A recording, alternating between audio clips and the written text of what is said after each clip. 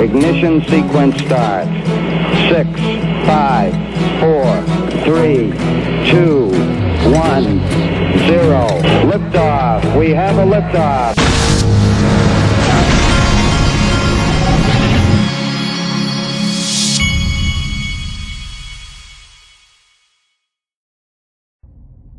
Hey everybody, before we get going with this video, I wanted to let you know, I was just notified. You remember Flare Naming Service is one of my new sponsors. Well, these guys just announced that today at 12:30 Pacific time that they're doing the private pre-launch, which means, and those of you, like I paid the $10 so that I could have access to their premium domains, and those are domains for payment pointers, domain names, and but anyway, the point is that if you signed up for the $10 pre-launch, you'll be getting an email from these guys today with a password so that you can go on and you'll have early access to the premium domains. So like, let's say you wanted, since we're doing XRP Las Vegas, let's say somebody wanted lasvegas.flr. That might be considered a premium domain, but the pre-launch people today, as of 12:30, will have access to that. So and the link to this will be in the top of the description, so check it out. And remember, 12:30 Pacific time. Thanks. Hey everybody, this is the Digital Asset Investor, and I'm here in XRP Las Vegas, and I actually have my father, who is the official father of the Digital Asset Investor channel, and he's here with me. He's actually in the room with me. And so he's getting ready before we go to breakfast, so I decided I'd put this video out. I wanted to show you a couple of things that have gone on so far. First of all, we've met all kinds of people here everybody's so nice, and we got to hang out with a lot of people. I'm meeting people as I literally walk down the way. I even had a I won't say which band, but the most interesting thing that's happened, I had the lead singer of a major band who literally stopped me walking through the hallway and was talking about how he listens all the time, and I didn't realize that he was the lead singer of this band until we got into the conversation. And when he said that, I was like, wait a minute, you're a lead singer of that band and you listen to me? What? I said, I need to be taking a picture with you. But anyway, so it's been fun, and I wanted to first of all, there's a few pictures so far, but the real stuff's going to come out today. And today, by the way, is May 5th. So this is from Jack, one of the guys at Casino Coin, and he's showing his picture walking to Treasure Island, which is where it is. Now, we got some funny stuff too. This is a picture of, and this could create all kinds of controversy, and that's okay. This is a picture, and I just want to make sure everybody understands that yes, this is the cool guy. Yes, this is Brad Combs. Yes, this is Jimmy Valley. But we were not discussing XRP buybacks at this table. I wanted to make sure that that's clear.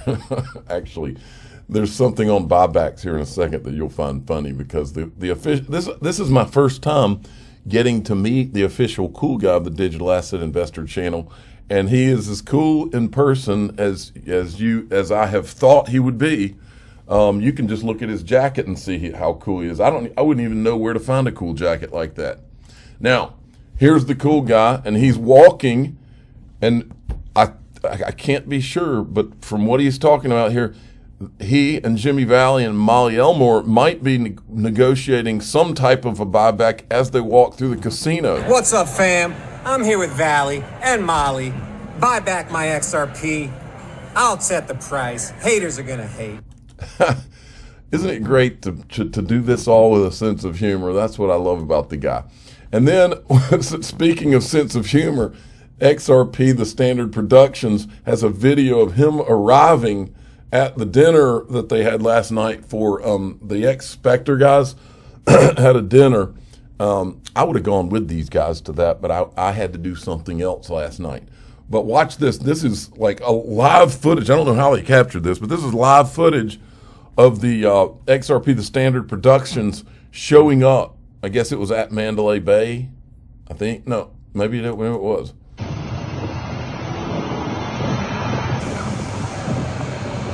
Here he comes. I mean, I always figured that he would be kind of like a James Bond character, and that's what that looks like to me.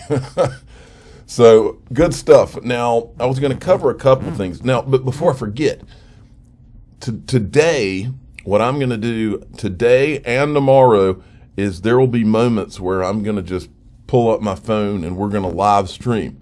Tonight's event, you better be watching because I'm going to live stream and there may be a few live streams going, but when I turn it on, I can promise you're not going to want to miss that live stream. Now, yesterday, while I was flying and doing whatever, I was watching things come across. And this is one of the things. This is Stuart Alderoty, General Counsel for Ripple, and he's meeting with Paul Graywall, who's the General Counsel of Coinbase. Now, I don't know exactly what they're. I'm sitting here looking at this picture, and I just realized I'm looking at Stuart Alderoty's shoes. Are those like soccer shoes? I don't know. People have all these fancy shoes. I just wear normal shoes, but they have cool shoes. Anyway, so these guys are meeting, and I'm assuming they're meeting to discuss how they could help on the different cases that they got going with the SEC. I'm sure that the guys at Coinbase are thinking these Ripple guys, they have volumes. What they're probably really thinking is, if only we could get these XRP community guys to help us the way they did with the Ripple case, then we might really have something. So maybe at a minimum, what this picture is to let everybody know, hey, we're all fighting the good fight, and we're fighting on the same team now. And John Deaton commented on, he says, many XRP holders don't view Coinbase as a friend. I get it. I understand why, but not being a friend is not the same as being an enemy. And sometimes, out of sheer need for survival, the enemy of my enemy becomes my friend. So I think that's a good way to look at it. And then one thing that was pointed out by Bill Morgan, who's one of the attorneys in the community, he says that no Coinbase XRP listing will not follow. So he didn't want anybody to get the idea that this would mean that Coinbase is going to list XRP. Although the fact that he said that does give me a great idea for an XRP listing on Coinbase thumbnail. But what's going to happen is you'll see the thumbnail, but then once you come in the video, you'll hear me discussing this. I was actually joking around last night with a guy and I was talking to him about how I do the thumbnails, and he's like, I like how you joke around about how you're going to do the thumbnail and you're going to use that when you do the thumbnail. So it's interesting when you talk to people who have been listening for a while. The most interesting thing is that out of all the stuff we talk about, the things that people love the most are when I talk about little personal things like my son's baseball, or the fact that I got yelled at for having to unload the dishwasher, or that I had to make the bed, and all that kind of stuff, because people identify with that. And that's I try to do a little bit of that, not too much.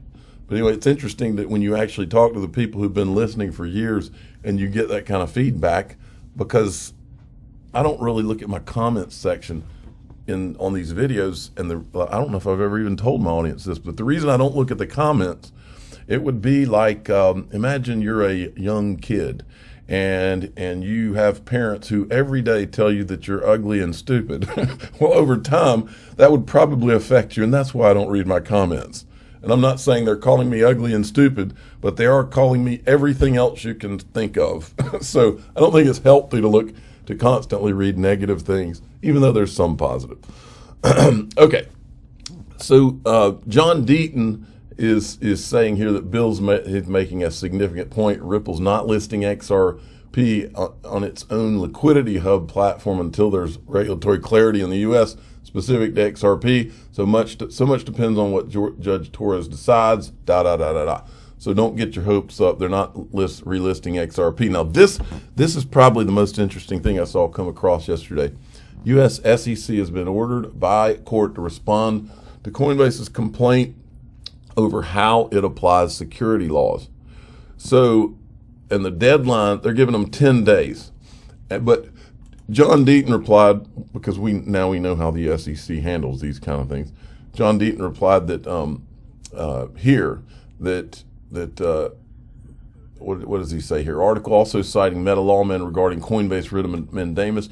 In addition to what I said, the SEC will likely file a motion to dismiss, claiming it doesn't have to give guidance, give any guidance on digital assets because the Howey test is clear, and so they'll do this. Now, I want you to see this. This is a sitting congressman who literally calls the banking system a Ponzi scheme. If I can get it to play, let me hit the refresh. It's kind of hard when you're in hotels sometimes to do these videos. Sometimes you don't get as good of a connection as you're used to. Watch this. Come on, play for me. The world is different now with technology and the way we can communicate so quickly. And banks exist on the basis of trust. They're really just, don't take this the wrong way, sophisticated Ponzi schemes. And they work when everybody trusts each other. And you get on that iPhone and start sending text messages, and you have the herd panic and stampede. Anybody can go. The speed of transmission is completely different. That's right. A sitting U.S. congressman just called the banking system a sophisticated Ponzi scheme. And this is Craig DeWitt, who used to be with Ripple, now has his own company, I believe. I can't remember. Let's see what it's called. It's Super Mojo. Fractional reserve banking is a confidence game, and it's looking like people are losing confidence again. In 1933, U.S. government confiscated gold to protect the system. Gold was $29. Then 2023, U.S. government is attacking crypto, Bitcoin. Bitcoin's 29K today is what he says. I'm going to hit a couple more things and then I'll go. Banking collapse, this is from Zero Hedge. The banking collapse of 2023 is now officially bigger than the collapse of 2008. I showed a graphic yesterday. I was actually talking to people last night about that graphic, and it was the bubble graphic. And it literally shows that there's bigger failures so far than the entire 2008 financial crisis, but it hasn't been treated as such. I can tell you why it hasn't been treated as such. I don't know what happened to this country, but during the financial crisis, 2008, back then that was before our mainstream media became completely co-opted by our government. Now we don't even get the truth about hardly anything. Back then, CNBC would actually come on and they would make a big deal out of all the collapses. Now, it's kind of like everything's downplayed unless it's in the government's favor. And I don't know what has happened, but whatever it is, it's got to be fixed somehow. And then this I can't remember if I covered this. I'm just going to briefly touch this. This Robert Kennedy is now going all pro crypto and Bitcoin, which is a smart political move. We'll see where that goes. He's going to Bitcoin Miami, which, by the way, Bitcoin Miami never sells out. XRP Las Vegas did sell out and literally could have sold probably 5 times more than what it was. They had to stop. Last thing I want to show you, this is BNP Paribas is promoting the use of China's digital yuan by linking wallets to bank accounts. So the whole world is going crypto while the United States, because of Gary Gensler and friends and the whole administration, the United States just seems to want to just not do much of anything and protect what the incumbents have. I'm the digital asset investor. I'm not an investment advisor. This is for entertainment purposes only. Please subscribe, hit the like button, tell your friends and family to be watching today. Because I could live stream at any moment. It could be from the 2 events. One of them is 1 to 4 Vegas time, Pacific time, and then the other one is 6 to 9. Whatever you do, don't miss my live stream at 6 to 9.